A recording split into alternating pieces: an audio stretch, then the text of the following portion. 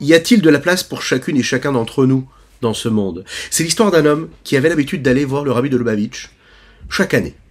Il rentrait en entrevue et il lui posait les questions qu'il avait besoin de lui poser. Il lui parlait de ses problèmes, de ses soucis, de ses tracas, des questions, des doutes qu'il avait. Et pendant 2 ou 3 ans, il n'a pas décidé de voyager. Il n'est pas venu voir le rabbi. Il n'est pas rentré à ce qu'on appelle l'Ichidou, c'est-à-dire dans cette entrevue, on avait la possibilité de rencontrer le rabbi en tête-à-tête. Au bout de 3 ans, il a décidé de revenir voir le rabbi. Lorsqu'il est sorti de ce bureau-là, le Rav Groner, le secrétaire du rabbi, raconte ce témoignage-là. Cet homme lui a dit que le rabbi lui avait posé la question « Pourquoi est-ce que tu n'es pas venu me voir pendant tout ce temps-là? Tu avais l'habitude de venir chaque année. » Et là, il a répondu au rabbi « Écoutez, je ne voulais pas vous embêter avec mes problèmes, sachant qu'il y a énormément de gens qui vous prennent du temps et de la santé. Je voulais vous épargner quelques minutes, quelques soucis. » Et là, le rabbi de lui répondre « Sachez une chose, il lui a dit, dans cette pièce-là, dans ce bureau, il y a de la place pour tous les juifs.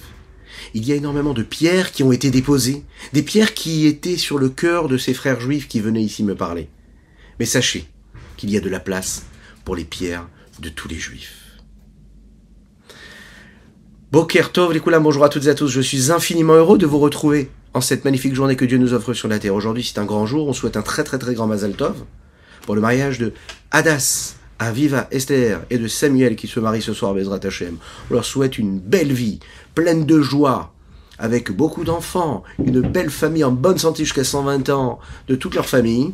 On leur souhaite de construire, Binyan Adéad, une maison, une construction qui soit là, qui tienne comme il faut, avec des bonnes fondations, selon la Torah d'Israël, selon les préceptes de la Chassidoute, selon les préceptes de tous les enseignements de nos maîtres, afin de réussir à construire encore et encore une maison qui permettra la venue de Mashiach très prochainement.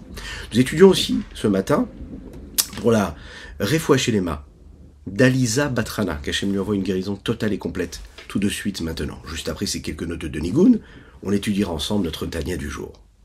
Aïtadelalayam, aïtadelalayam, aïtadela badam ba ba ba ba ba ba ba ba ba ba ba ba aïtadelalayam, aïtadelalayam, aïtadela ya ya ya ya ya ya ya ya aïtadelalayam, mama ya indrayam, aïtadelalayam.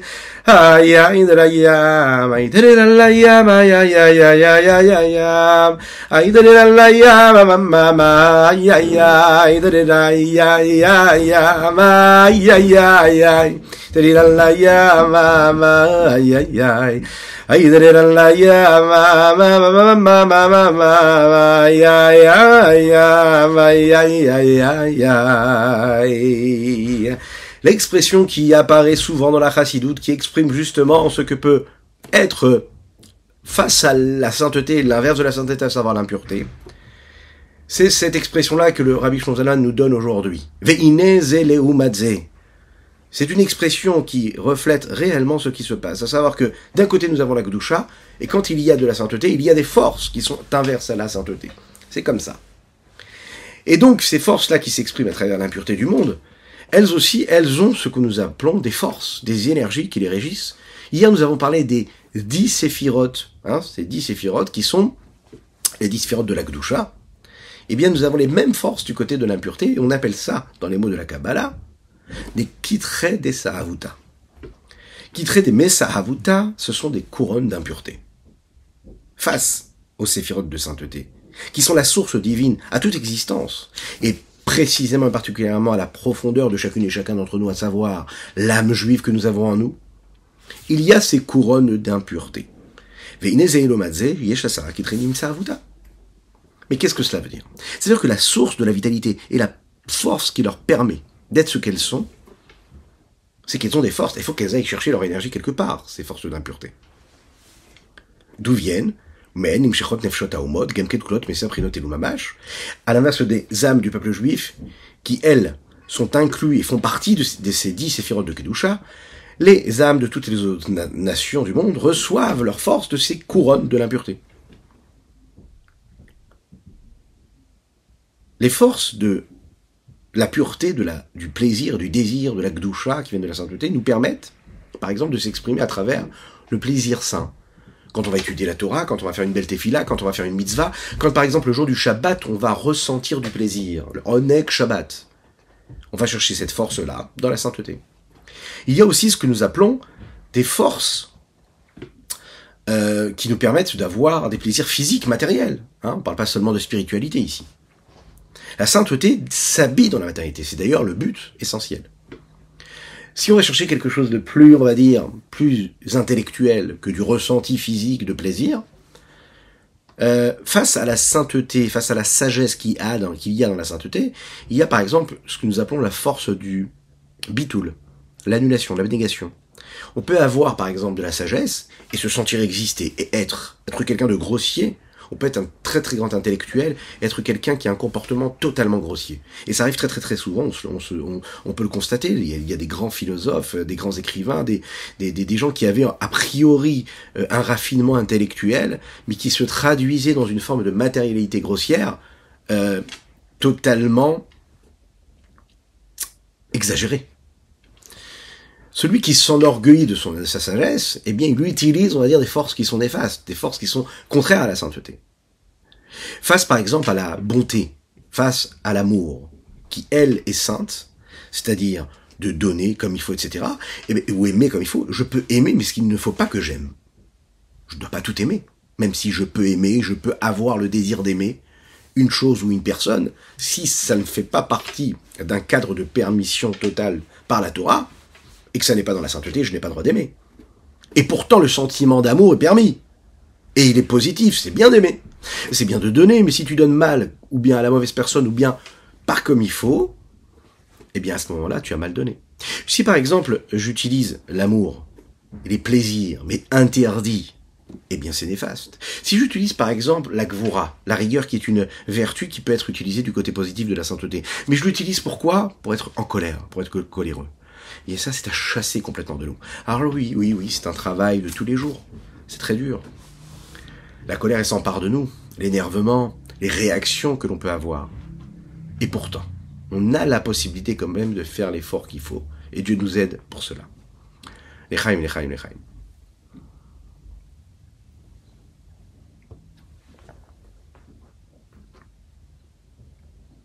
Dans les mots. On sait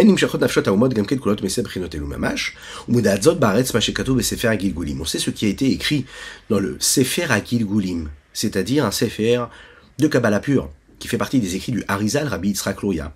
Al-Pasuk Asher Shalat Adam Ve'Adam Leralo, ce qui a été dit dans Kohelet, l'homme qui maîtrise le mal qui est en lui, c'est-à-dire que Shu Sod Galut Ashrina Betor, qui doit maîtriser le mal qui est en lui, parce que parfois le mal, lui, commence à gouverner sur l'homme, et ça c'est très très grave. C'est justement le secret de base, le fondement sur lequel se base cet exil de la Shrina, du rayonnement de Dieu, à travers les écorces d'impureté, afin de les faire vivre aussi pendant cet exil-là dans lequel nous vivons. Cet homme-là, l'homme de l'écorce, d'accord, il va prendre le pouvoir sur l'homme de la sainteté. En fait, c'est ce qui permet l'existence du monde. La clipa, l'écorce, n'est pas quelque chose en soi. Elle n'a pas de source, elle n'a pas de but. Elle n'est pas ce qu'elle est pour ce qu'elle est elle-même. Si elle existe, si elle agit, si elle est en mouvement, c'est tout simplement parce qu'en fait, elle prend de la force de la sainteté, elle va se servir de cette énergie, elle puise à l'inverse, contre la volonté.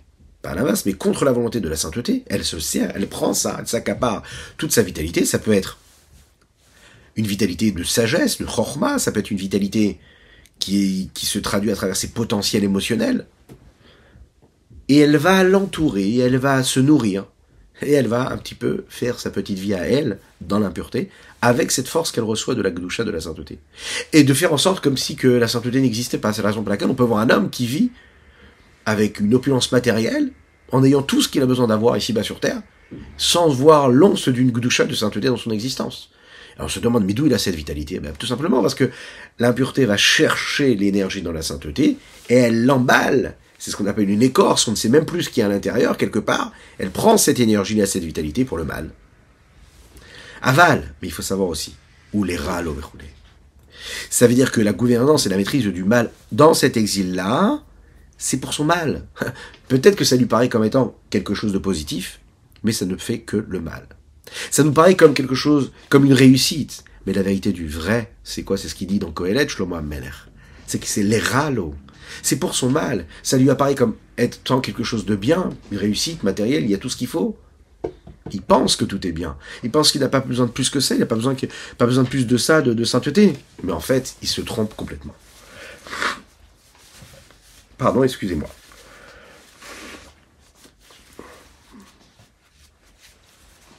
Ce qui me paraît comme une réussite, comme une victoire, est en train de cacher quelque chose de beaucoup plus profond qui est néfaste. Pourquoi est-ce que les nations du monde maîtrisent le peuple juif dans notre époque, à notre époque et dans cet exil dans lequel nous vivons? Parce que tout simplement les âmes de ces nations-là qui viennent des clipotes, des écorces, qu'il y a dans cette shrina-là qui se retrouve enfermée dans cet exil. Mitlabeshet Bechrinat Galut Betocham s'habille dans un niveau d'exil à l'intérieur d'elle-même. Bien qu'on ait besoin de développer et de comprendre réellement ce que cela veut dire. Comment et qui, quoi, qu'est-ce? C'est-à-dire, comprendre comment est-ce que la Shrina, le rayonnement d'Akadosh Baruch Hu, quand il s'habille ici-bas sur terre dans l'exil. Cet exil-là du peuple juif dans les nations. L'importance que l'on va donner ici à la clipa, à l'écorce, dans tous ces domaines-là, c'est très difficile de le comprendre. Comme la vitalité ne peut pas arriver directement et de manière simple depuis Akadosh Baruch Hu jusqu'aux clipotes. C'est très difficile de comprendre cela. Comment est-ce que Dieu va nourrir les clipotes? On est censé nourrir de la sainteté. Pour bien comprendre tout cela, il faut vraiment avoir un esprit et une largesse d'esprit, de compréhension, de connexion, d'assimilation de ces sujets-là. Mais le Rabbi Shlomo Zalman nous dit Mikol Makom Haemet Kanu. Il faut savoir que la vérité vraie, c'est celle-ci. Le secret de l'exil de la Shrina ici-bas sur terre, comme l'explique le Harizal Rabbi Yitzhak Luria, c'est la vérité profonde et ce qu'on est capable de voir clairement dans ce qui se passe ici, de manière concrète, dans la réalité spirituelle, et même matérielle et physique de l'exil de Dieu ici-bas sur terre et de l'exil du peuple juif à travers toutes les nations du monde. Oui, en effet, les nations vont maîtriser, vont gouverner et le peuple juif à travers toute son histoire, parce que justement, on vit cela comme il faut, à savoir dans cet exil. Et là, Shafat Piken quand même, il faut savoir que dans tout cela, c'est-à-dire même quand la Shrina s'habille dans les forces du monde et des nations du monde, pour les faire vivre, ils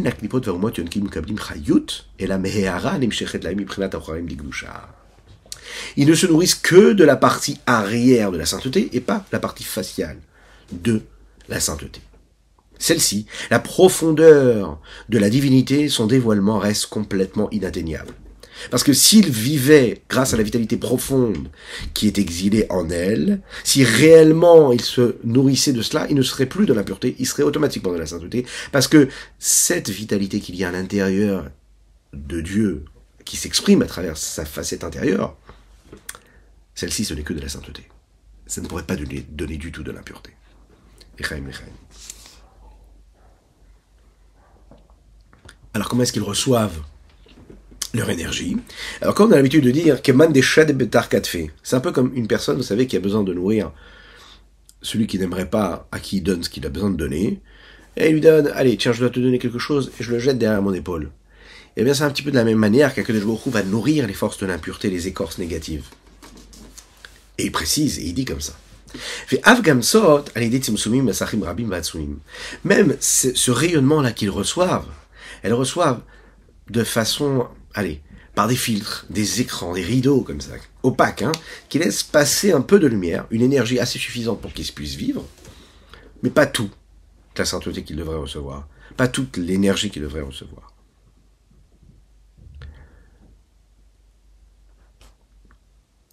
Cette vitalité-là, qui va être donnée aux nations et aux écorces, la puissance qu'il va en rester, c'est qu'il y aura une énergie qui leur permettra d'être et d'exister. Mais cette énergie, en fait, elle va se traduire parce que nous sommes capables de vivre et de voir dans notre monde qui nous entoure, à travers la nature, le minéral, le végétal, l'animal, l'homme, et ce qu'il est capable d'en faire et qu'il en fait en réalité, souvent, De quelle façon il va s'en servir? Est-ce que ça va être de façon subtile et raffinée? Est-ce que cela va être dans la sainteté ou est-ce que ça va être dans la chumriout, dans la grossièreté du monde dans lequel nous vivons? Le Rabbi Shlomo Zalman nous dit que cette lumière-là, après qu'elle ait reçu et traversé tous ces écrans et ces filtres-là, elle va s'habiller dans ce monde-là. Après le système de l'ordre de l'enchaînement de tous les différents mondes, Atzilut, Bria, Yetzira, Asiya, et toutes les séphirotes qu'ils comportent, ces différents mondes, on va comprendre qu'en fait, cette matérialité dans laquelle nous vivons, ça n'est pas une matière qui est foncièrement mauvaise. Elle ne se rebelle pas contre Dieu, elle ne renie pas la présence de Dieu. Mais par contre, elle est juste quelque part un petit peu opaque, bouchée. Elle ne peut pas ressentir quelque chose de raffiné et de saint et de pur.